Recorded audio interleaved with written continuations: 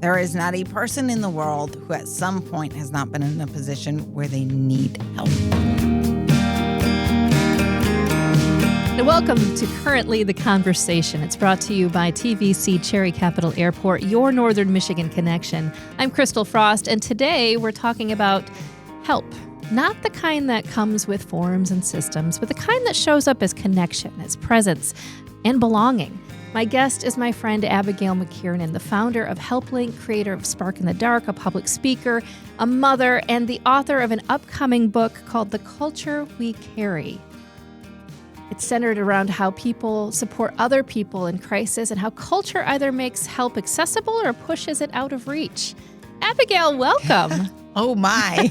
Hello. So great to have you on the show. We were just talking before the camera started rolling and the mics were turned on. We have known each other, I would say, for almost 10 years now. We're getting close, yes, man. That has been a good 10 years. It's been a good 10 years. I think we were just talking about how much can change in 10 years because you think that 10 years is not that long, right? But if I think about you and your story and, you know, when I first met you 10 years ago doing Swing Shift and the Stars, right?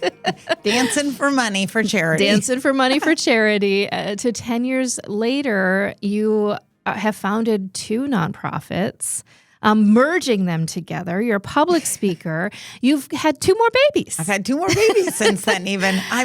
Somebody the other day, God love them, was joking because my house is filled with plants. I promise I'm getting to the point. There's like 57 plants in my house. And they're like, what is with you? You just grow things. You just and I was grow like, things. I just grow things. I grow babies, I grow nonprofits, and I grow a lot of plants. And you're an author. You have your own book, The Culture We Carry, which we're going to get into talking about. Baby.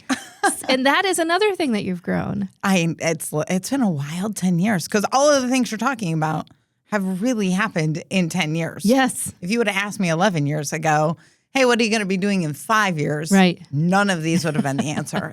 In 10 years, too. Oh, my gosh. Kind of crazy. I love it. And I'm super excited to get into this because, I mean, what we like to do in the conversation is really talk about you, the human first, right? Man. Which is so perfect for you because everything you do is human first. It really is. And I really want to know, you know, when you're not wearing that help hat, what do people most maybe misunderstand about you? When I'm not most misunderstand about me. Oh, that's a fun question. Look at you just coming in. I think sometimes because I am always wearing the help hat, right? Like it is just ingrained into my personality. It's not even a hat anymore. It's just your skull. Just a part. It's just a part of the hairdo. I sometimes get mistaken as naive.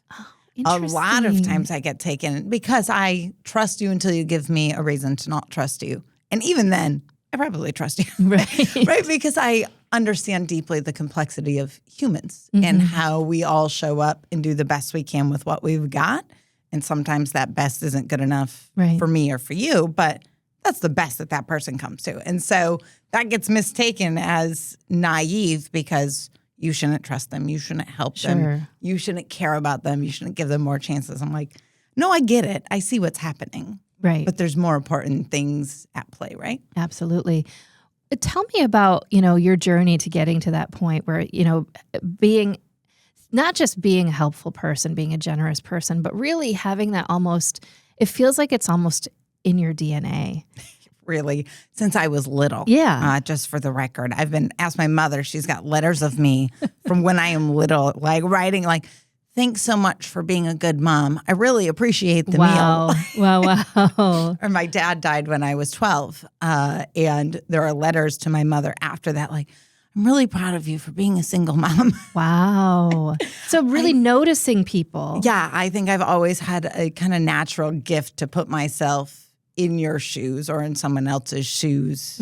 So thank goodness for that. And there are, you know, I think that kind of generosity and that sort of helpful heart is just so beautiful and important. But you have this really interesting part of yourself that knows how to take something like that and turn it into a system. And that's what you've really done with HelpLink and Spark in the Dark. I mean, where do you think that came from?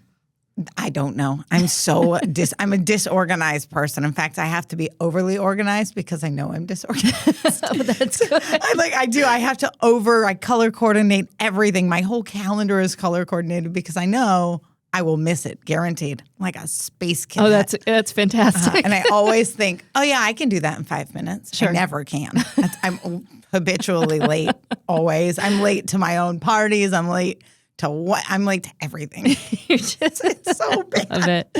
Well, kind of getting into that work in that system that you built, I want to start talking about HelpLink, which actually, HelpLink is sort of the baby of Spark in the Dark, if you would. So maybe we should start with Spark in the Dark. Spark in the Dark, it focuses on culture and not just programs, right? It focuses on people. It is one of the most simple ideas I've ever heard, and yet it's so incredibly beautifully complex. It is one person who needs something, who expresses that need. You used Facebook as, that avenue for it, social media in the good way. And then you connect with a few people who want to help fill that need. It was just as simple as that. Pretty much covers it. Yeah. It's funny, isn't it? Because it sounds so simple, and then you watch it in action, and we're all in awe. Yeah. I joke that it's, knocking on the door and asking for a cup of sugar. Right. Before the internet. That's what we used to do. On the internet now. So I started Spark, and I don't actually know if I've ever told you this, and we've had lots of conversations, so that's always fun. When I started Spark, it would have been back, in 2016, 2017, and my life was falling apart. And I was coming out of a really tough situation. I was a single mom with 2 kids, had a good job, but didn't have enough to get by because of the circumstances I was in. And so I was driving around from nonprofit to nonprofit on my lunch hour from my, perceivably good job, right? Driving around trying to get help from nonprofits. And I would sit in the waiting room and I would talk to all the other people around me who didn't look like me or talk like me or act like me. And then I'd go into the room and I would have to tell a volunteer the worst, most embarrassing moments of my life. And in my scenario, I was coming out of a domestic violence situation. So it's already really hard to talk about. And you're already, frankly, I'm a strong, independent woman, right? I was raised that way. So to find myself in a domestic violence situation was hard. It felt embarrassing because I'm like, I can't believe I let myself get here. Right. And so now I got to go and tell a stranger this story and try to convince them to give me money. I'm already bad at asking for help, fun fact. And I have to convince them to help me. And I have to paint this story in a way that makes them pity me, but not so much that they see me as totally helpless, right? Because they don't want to give me money. If they don't think it's going to pay off. If they don't think I'm going to, if they think I'm just going to come back and ask for more. So suddenly I have myself trying to tell this terrible story, the worst moments of my life, and keep my composure in a way that gets me the help that I need. And then I meet all of these people in this waiting room that I know can't do that. They don't have the same capacity for storytelling. They don't look like me, right? They're not as well spoken as I am. And so it always felt dirty. And to be taking time off from work in order to get help with bills. Yeah. That I needed my income, but I had to take time off. So I was losing income to ask for things. And it was a really strange experience. Yeah. And so when I launched Spark in the Dark, right, my thought was there's got to be a better way that I don't have to sacrifice my dignity and my respect, because I am not a bad person. I am not a leech on society. I am not, right? I am just one person having a tough go at it. A person who needed help. Right. It was a one-time, and that helped others, right? And so I launched Spark with that idea in mind of what if we could just be in a space where we could ask for help when we need it, and our neighbors could help if they could. Yeah. And that was it. That was it. That was the whole thing. And now here we are. That has grown so incredibly. I mean, and there are things that you learned along the way. I remember you talking about things like, we had to build an administrative staff on that, because people have to approve and they have to say when the need has been met. And I mean, you have to have live people doing that, right? Right. And we had to, it all sounds good until you're running it in the background. Actually, during Swing Shift in the Stars, Tracy, who was the choreographer, and if you haven't seen anything, I mean, I'm sure she was your choreographer too.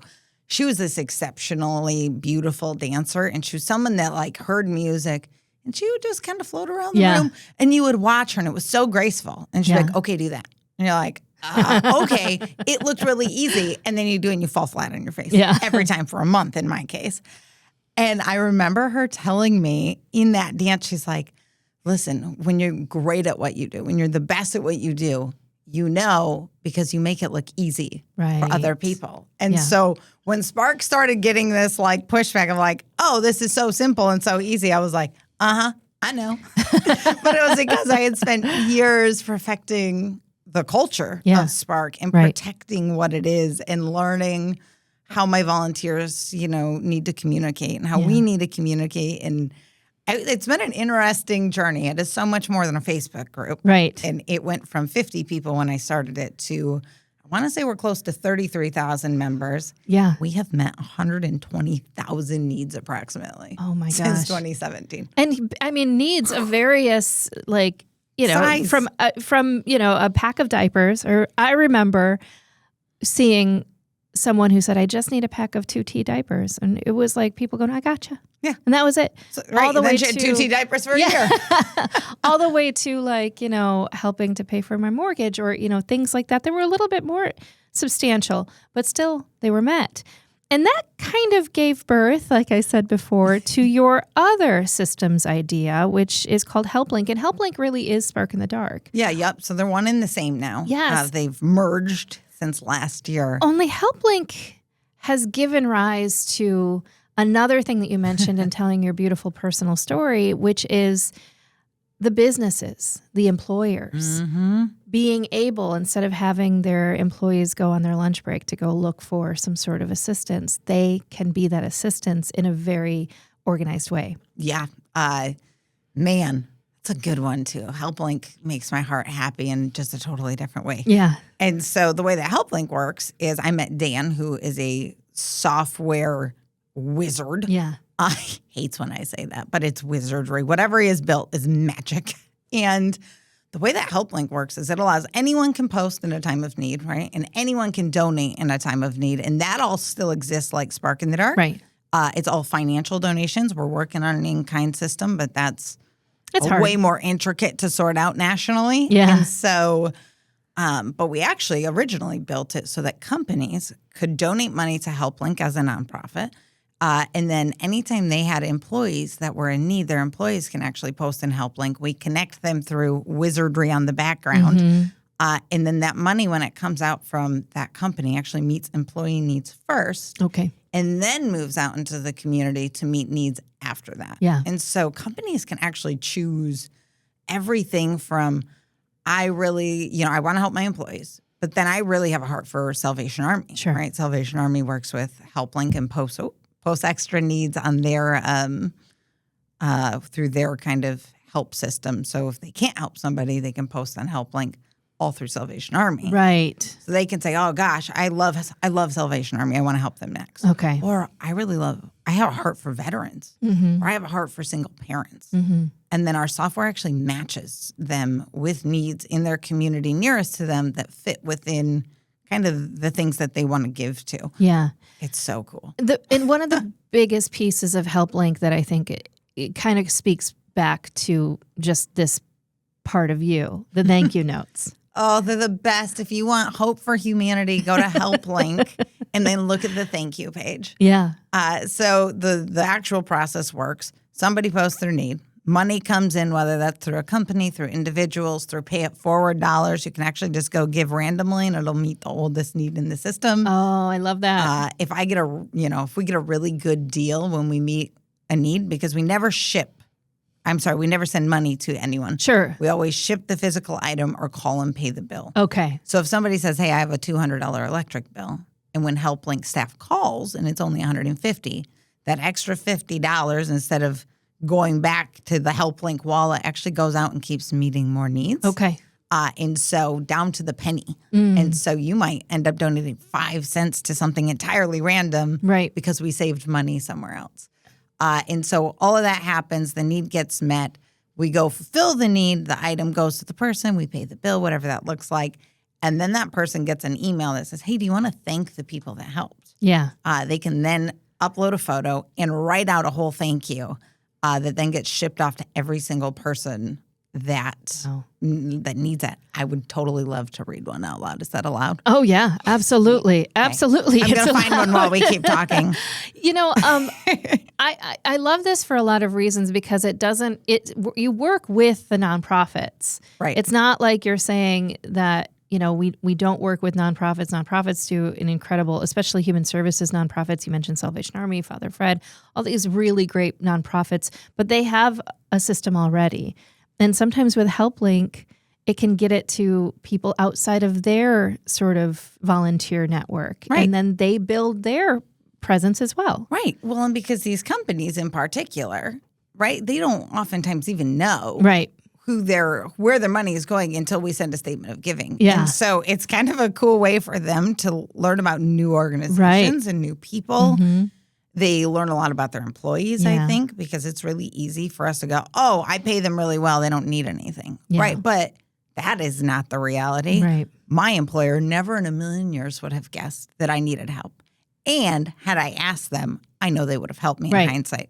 But I could not bring myself to go into that office and ask for help. Yeah, yeah. And so there's that part of it too, right? So you have one of those thank yous. Oh, yes. You know I do. Okay, so let's see. RJG donated to this, Plascon donated to this, and Cherry Republic donated to this. And then 2 other just totally random humans. Thank you so very much. You helped me pay a counseling bill after my oldest son died by suicide.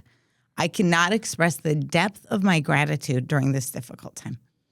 Oh, my gosh. Right? And there's a picture of her son and her baby. And my gosh. I actually haven't read that one. So, listen, I've been reading thank yous for 10 years, you guys. But, I mean, wow. That's it. RJG does not know her. Plascon does not know her. Cherry Republic does not know her. And yet, the impact of paying somebody's therapy bill for something like that. Wow. Can you, imagine the way that changes everything for you? That is amazing. Kevin Klein, Executive Director, TVC Cherry Capital Airport. When you are flying home, there's just something about being welcomed home by Cherry Capital Airport. I love it. Well, you're welcome home, and usually you're flying with your friends. Yeah. You fly, you know who's on the flights. It happens all the time. It does. And you land, but the best part about landing when your backyard is you're in your backyard. Yeah. You're home in 15 minutes Literally. And you're in bed, Yes. So that's you don't have a 4-hour drive from downstate. No. You're not dealing with congestion on the freeways or anything else. You get in your car, you go home, You're in bed. And so it's really about the community having their airport right next door. It's a great tool. And it's a beautiful community gem, appropriately located on Fly, Don't Drive, Drive. Right? Fly, don't drive. Okay. That's it. Fly, don't drive. I love it. Technically, fly, don't drive. Okay. All right. And how do people find you? At tvcairport.com. Tell me about your public speaking career. Let's start with I failed my public speaking class in NMC, which is funny on 100 different levels. He gave me a D- and told me probably not to make it a career, but he loved my heart. Oh.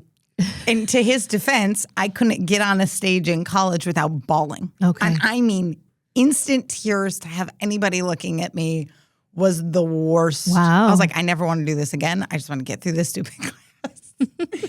So ironic that now it is a big part of my career. Yeah.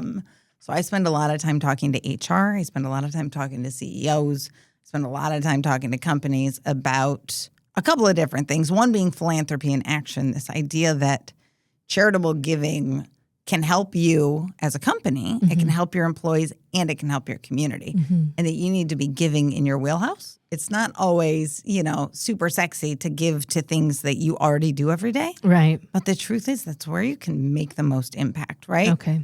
We used to have a car repair fund with Bill Marsh, Yes. who sits on the HelpLink board and has been a longtime Spark supporter. and of course a good friend of yours. Yes. We love Bill. And so he had a car repair program because he knew that Bill Marsh Auto could fix a car so much less expensively and so much more efficiently than him just writing $1,000 check to a food bank. Right. Right? Like he had all the systems in place to make it better, easier, and faster. And so we really love to work with companies like that in that way because I know what they're great at. I know what I'm great at. Let's find ways to be great together, right? And those just to speak to that for a second, that car repair bill, that, whatever that looks like, if that need is not met, and I mean, you're talking about people, then it's like a domino effect. And then they can't get to work. Their kids can't get to school in some cases. Then they don't get the funds that they need to not only, pay for that car repair, but also to live. Right. So it's you're huge. talking about sort of this trickle down into a really desperate situation that could be avoided if we had, that one thing, that one little piece taken care of. Cars especially. Yeah. So when we launched HelpLink, right? So HelpLink started to come to me, not as it is now, but in its original, kind of thought bubble in my head, if you will, back in 2021 when everyone was coming out of COVID. Yes. And the world was falling, apart and then trying to get itself back together. People were going back to work. Probably 30% of the needs we were seeing through Spark in the Dark were work-related. I need to get to work. I need to find a job. I need to keep a job. And so it's heavy on my mind because 30% is a lot when it comes to how many posts we see in Spark. And so we're doing all of this. I host a party at my house. And there's this guy I do not know that owns a manufacturing company. He's a guest of a friend. And he is over in the corner, killing the mood. Killing the mood of my party, talking about how he had found the perfect guy for the perfect role. And he was so excited to have hired this guy. And how he was going to, right? He was great. He was everything. Right. And now we had to fire him because he stopped showing up to work. Oh, no. And in my head, I'm like, that's a really big gap. That's a big jump. Perfect to, I got to fire this guy. Everybody sucks. Everybody's lazy. Nobody wants to work. I was like, I'm going to eavesdrop. It's my party. I can do that. So I start listening to him, and he's going on and on about it. And then he makes a big HR no-no, and he says this guy's first name. I had to literally calculate my birthday yesterday because I can't remember how old I'm going to turn at the end of the month. But I remember a weird amount of my 33,000 Spark members. Sure. I'm so intimately ingrained in their stories, in their moments, right? As I'm trying to solve all the world's problems at 11 p.m. when I can't go to sleep. Yeah. And so he says this guy's name, and I'm like, I know who he is talking about. I know because this guy had posted on Spark, I found the perfect job with the perfect company. I'm so excited for the opportunity.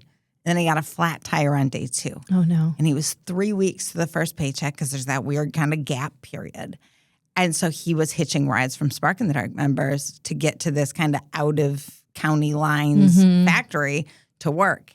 And obviously it doesn't always work. It didn't work. He was trying to find a tire and he was trying to get rides, trying to make it to paycheck 1 on week 3. Obviously it didn't work out because here's his employer saying he stopped showing up. Yeah. So to revive the mood of my party and to do what I do best, right, wear my helper hat, handed him my phone. I said, hey, listen, you have a $400 tire problem. You do not have a $10,000 rehire problem. Buy this guy tires and watch what happens. Yeah. He did. Years later, this guy still works for him. And then this employee, anytime that company is hiring, goes into Spark and posts like, hey, we're hiring this company. So incredible. Oh, wow. You're going to love it here. Come work for us. And so he's become their number one fan. Like recruiter. Yeah. Because they bought him tires instead of just firing him. And frankly, it was good for the company and their bottom line. Yes, it was the right, nice thing to do. It was also the smartest business move. Absolutely. Because as you put it, it's a $400 tires, or you're talking about $10,000 in just having to rehire someone. Right. Or hire someone again. And that guy had the capacity, ability, and desire to ask for the tires and to humble himself because he wanted to keep that job so bad. Yeah. I mean, there's something to say about that. Yeah. I want to kind of switch gears and get into the book now. Okay.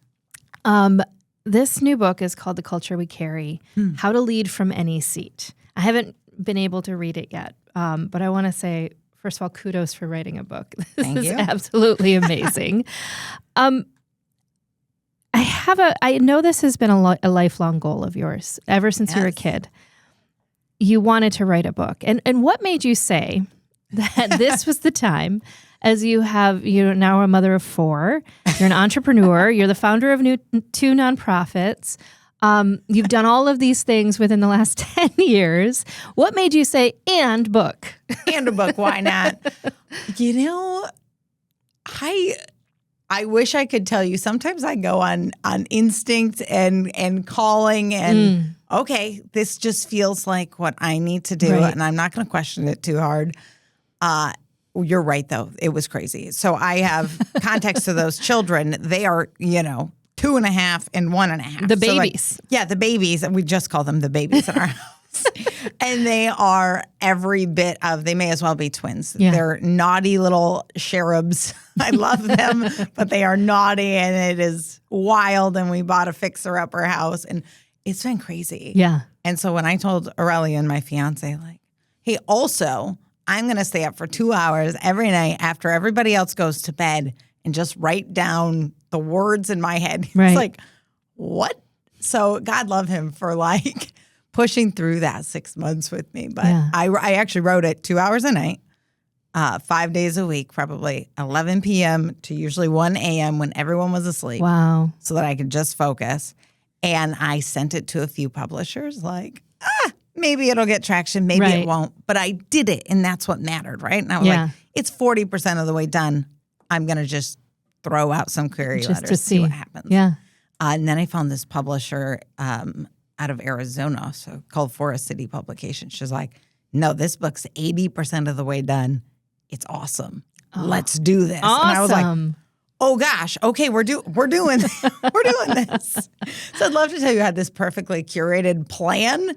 I did not. I just decided it needed to be said, especially right now. The world is, it's a lot. It's a lot right now. And I think we need leaders with heart. And we need to understand that they don't have to be the most powerful positions in the room.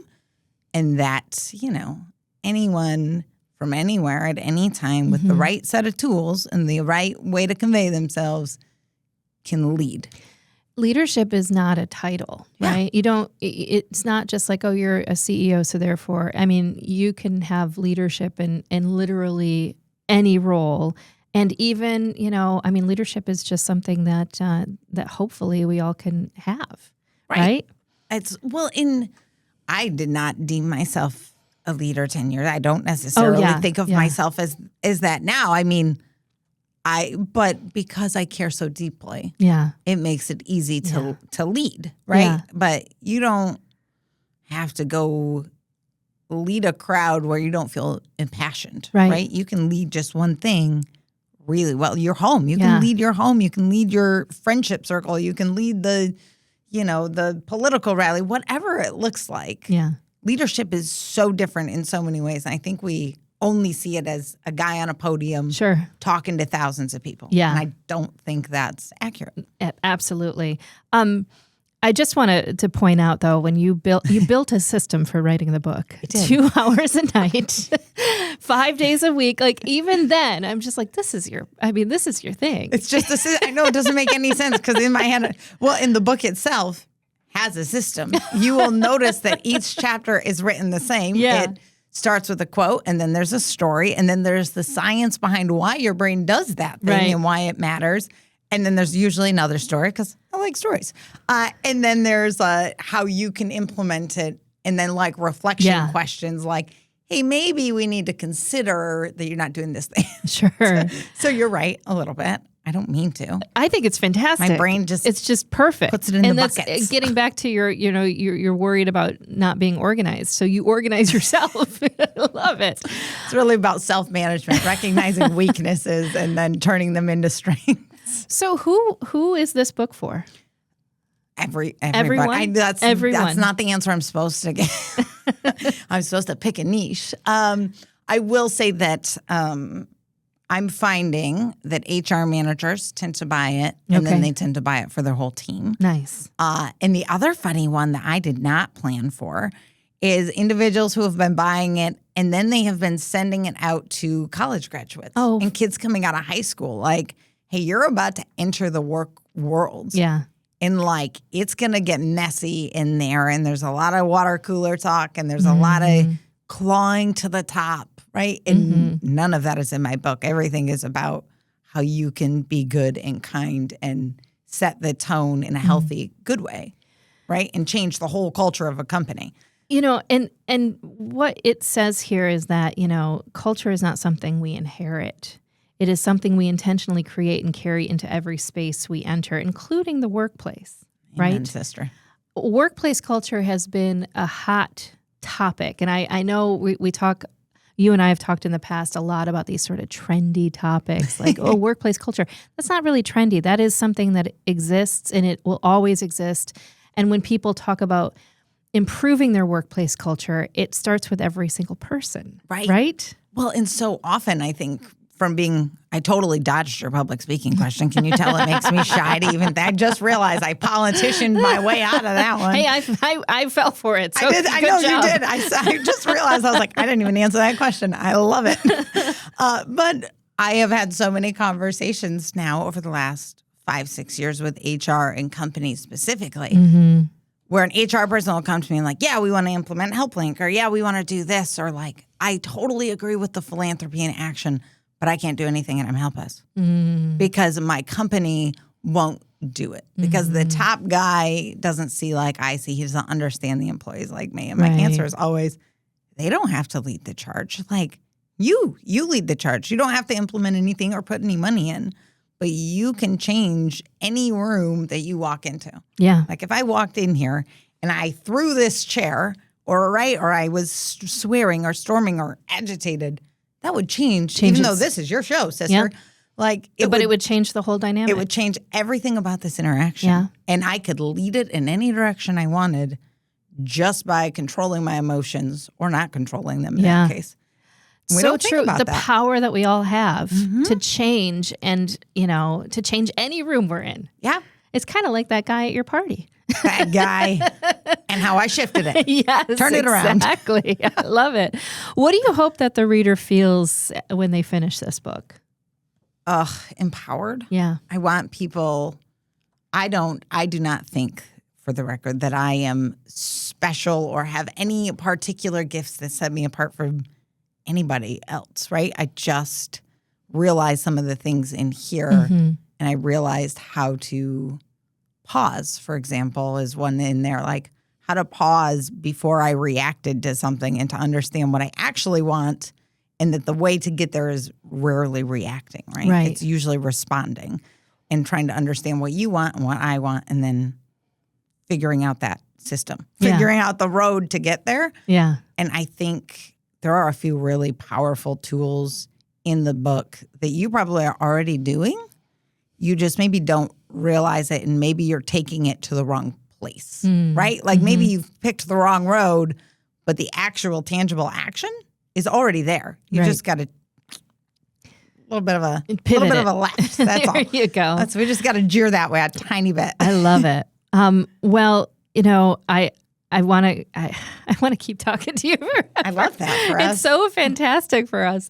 I like to do something here that is a little bit of rapid fire. So, and you're very good at this. Don't even think about it. Just answer. What do you think is one myth about leadership? One myth about leadership: that the people at the top know what they're doing. We all have imposter syndrome. Do not be fooled. Oh, I love it. What is one thing that makes helping harder than it needs to be? Let me phrase this carefully. Okay. I know it's rapid fire. I think we make helping difficult when we give a gift and then we decide we want to control what happens next. Yes. Right? If you give money, if you give a stroller, if you give time, you have to get rid of your expectation of what happens next. Yes. That's where the disappointment is. Oh, I love that. That's a good one. I love that. What is one practice that we could implement right now that builds a connection fast? with others. Yeah. Listen to listen. Mm-hmm. Do not listen to speak. Do not listen to respond. Listen to understand. Because once I understand what Christal wants, Mm-hmm. I can set my expectations accordingly and decide if we're aligned or not. Yeah. Is that connection going to last? If you want something much different than me, why not? So Right. unless I can find us a common ground, I think that's the big one. Listen to listen. One more thing. What is one thing that you wish people understood about asking for help, about how difficult it can be? Let me give myself some advice. We all need help. There is not a person in the world who at some point has not been in a position where they need help. Yeah. That does not make you weak. That makes you human. And that vulnerability is hard, but I think it's where your best moments are built. My best moments are my hardest times because I learned who I was and what I needed, and I learned who could help me, right? I think there's something so powerful in being in need. That's the good parts. I will say I think I have been probably at my best when I was vulnerable. Yep. Because the minute you put walls up, you're not just putting walls up for other people, it's putting walls up for yourself. Right. And the problem is you're keeping people out, but you're also boxing yourself in. Yes. Right? You're isolating yourself, and it's not a good look for anybody. Absolutely. We're pack animals. We need friends. We are pack animals. It's very true. And I will tell you, just like the whole conversation about the leadership, you don't have to be the alpha. Nope. In the pack. I am happy to follow the right person. Sure. I think half my life has been waiting around to follow somebody else. I'm like, are you going to do it? Are you going to do it? All right. I guess I'm doing You're it. like, oh, crap. Seriously, I think I have stepped into everything I have ever built with that. And that said, crap. Can someone else do it, please? I don't have the time. I don't have the knowledge. I don't have the, okay. I guess here we go up the staircase. I guess it's me. Well, before we go, I want to let people know where they can find HelpLink, Spark in the Dark, and how they can buy this book. So great. It was a bestseller on Amazon when it came out. I know. It's amazing. Crazy these times. So let's start with Spark in the Dark. That is a social media site. It's on Facebook. Yep. And so that one is location specific. Okay. So there are 5 groups across Michigan, but if you go to Facebook and type in Spark in the Dark, you're going to find yours. Yeah. You'll find us. Yes. We're the really organized looking one with the same backgrounds and the same layout and the same rules. Love it. And then HelpLink. HelpLink. So if you're a business that wants to get involved, you can just go to our website at helplink.org /businesses. If you're somebody in need, you can actually go to helplink.org /ask. Okay. I made this a system. You did. It's very easy. Ask, give, businesses. Love it. Helplink.org. Fill in the blank. And it'll figure it out. Yeah. Okay. Choose the most obvious possible end. And for this beautiful book, a bestseller on Amazon, The Culture We Carry, Abagail McKiernan. How do you get it? Oh my gosh. So it is on Amazon. There you go. And you can also go, if you want a signed version, you can go to theculturestrategy.com, which is my kind of personal website for speaking engagements and book buying and all the strange things I never thought I'd be doing. Theculturestrategy.com. Abagail, Abby, as I have known you for years and years, I just want to say thank you so much for this conversation and for all the incredible work that you're doing. It has been, in 10 years that I've known you, it has been such a joy to see your pivoting, and you're always kind of pivoting in the next direction. Does that make sense? Yep. You know, it's been wonderful, and I'm so excited. I can't wait to read the book. It's called The Culture We Carry, How to Lead from Any Seat. And thank you so much for listening to this conversation. It's been brought to you by TVC Cherry Capital Airport, your Northern Michigan connection. And to everyone out there, if this episode resonated, share it with someone who might need it. And remember that help starts with showing up.